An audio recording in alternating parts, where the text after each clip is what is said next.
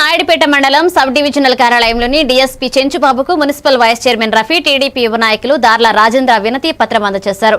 అనంతరం వారు మాట్లాడుతూ వైఎస్ఆర్సీపీ నాయకులతో తమకు ప్రాణహాని ఉందని ఆందోళన వ్యక్తం చేశారు.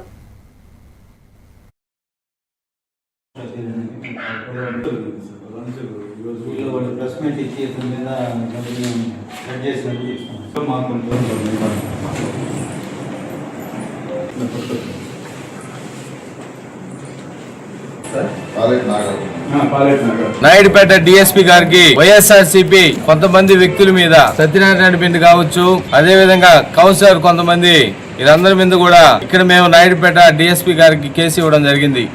ఎందుకు ఇచ్చామనంటే ఒక 2 రోజుల క్రితం మేము ప్రెస్ మీట్ పెట్టడం జరిగింది. ప్రెస్ మీట్ పెట్టే దానికి కారణం కూడా నాయుడుపేట టౌన్ ప్రజలందరికీ కూడా తెలుసు. మాటల్లో అతను చేస్తున్న అక్రమాలు మేము బయట పెడుతున్నామని చెప్పి అతను కొంతమంది అనుచరుల్ని, నేర చరిత్ర ఉన్న వ్యక్తి అతను కొంతమంది అనుచరుల్ని వేసుకొని మరి మా మీద ప్రెస్ మీట్లు ఇవ్వడం జరిగింది.